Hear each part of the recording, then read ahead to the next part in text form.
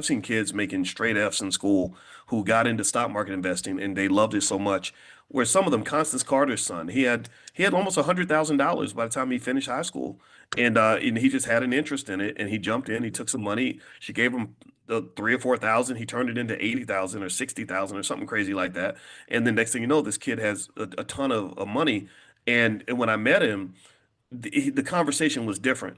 It wasn't like the conversation you have with like a kid who's like, oh, I don't know, I'm gonna go get me a little job and do whatever. He was standing next to his brothers, and I said, look, all three of you are sitting on a multi-million dollar empire. What I need you to do is I need you to connect the dots. I need you to wire into each other. You already have the wiring of building that empire because you love each other, you're connected to each other, you talk to each other every day. You have investing knowledge far more than most college graduates have. And I said, all I need you to do right now is accelerate the process and take yourself seriously. I said, you're not a boy, you're a man. You're 18, you're 19, you're 22. I need y'all to just really understand when you present yourselves as businessmen, the world will treat you like businessmen. But if you present yourselves as misguided kids that don't know, what's happening next and don't have a purpose or a plan, then people are going to treat you like a kid. So you make a decision. Are you going to show up as a man or are you going to show up as a child? And the reason that's important, I think, for Black people to get is I think that there's just an expectation that Black men will show up as victims or confused or distracted or chasing women and doing nothing else, just silly things, right? And I don't think that has to be the case. So this kid's going to be a millionaire. I already know it. He's already got $100,000 and he's 18, 19 years old. So he's definitely on his way. It's going to happen. All right, let's see. Regina, I have an LLC. Have not done anything with it. I really don't have clarity. Should I maintain my LLC? I don't see why not, Regina. I mean, I would sort of look at what the cost is to maintain it, and then maybe get together with your family members, have regular family business meetings. I believe everybody who has a family should have a family business meeting. If you don't have a family, just create one. Come to the All Black National Convention. The All Black National Convention is going to be in August in Atlanta. It's a great place to meet your relatives. It's a great place to connect with people that are on the same agenda, same page as you, that can match your vibe, match your energy level, match your enthusiasm, match your commitment to Blackness, your commitment to success. And you get together, and next thing you know, you'll find yourself, you know, you'll find yourself with a group of people that you can build with. Go look at the history of the greatest companies in America. Jensen Huang, who runs NVIDIA, which is worth about $3 trillion now, he got together with his buddies and they sat down at a Denny's and made a plan. If you go listen to Jensen Huang talk about when he started NVIDIA in the 90s, he's like, I didn't know what to do. None of us knew what to do next. We just knew we wanted to have a business together.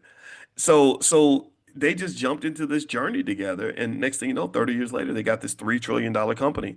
So if they can do that and create a $3 trillion company, then you could probably do this and create a $3 million company, right? It's not that difficult if you are committed and you're consistent and you're willing to pour into something. See, the things that you pour into, the things you invest in, are the things that are going to grow.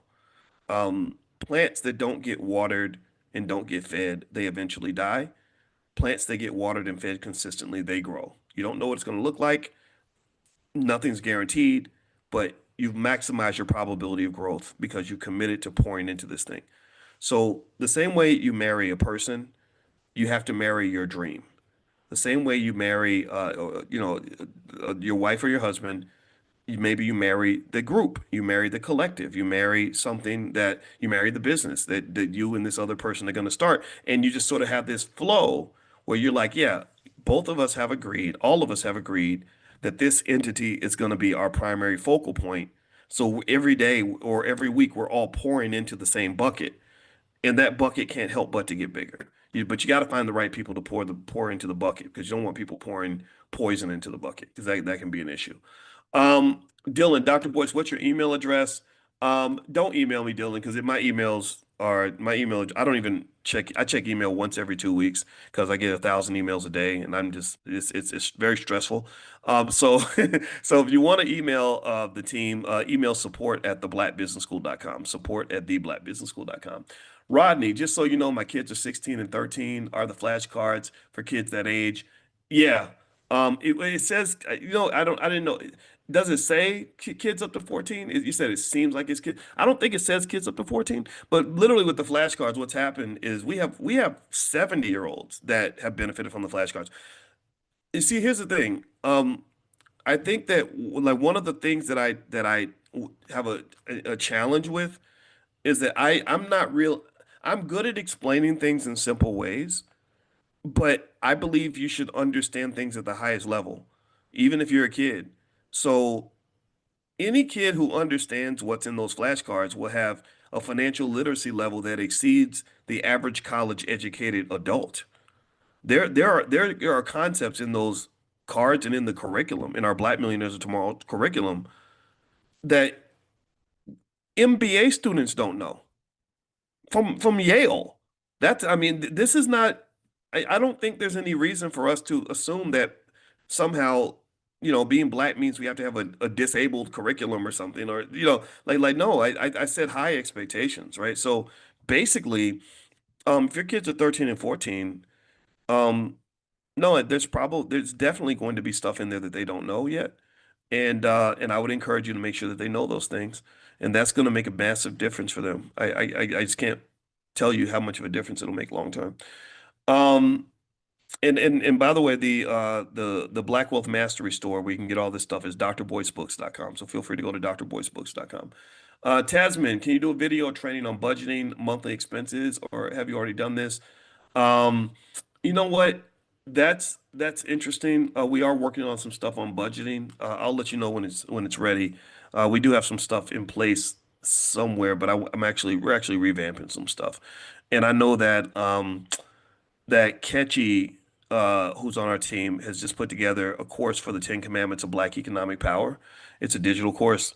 I think she might have emailed you guys about it, and I don't have a URL in front of me, but I'll grab a link and I'll text it out to you. Make sure you're on the text list for this class. Text the word morning to the number 87948. So text morning to 87948. Matthew, Dr. Boyce, what's the ticker symbol for the surgical AI stock you talked about earlier? Let's see, surgical AI. The ticker symbol for surgical AI, let me see if I can find it here. It was ISRG, ISRG, ISRG. Let's see here.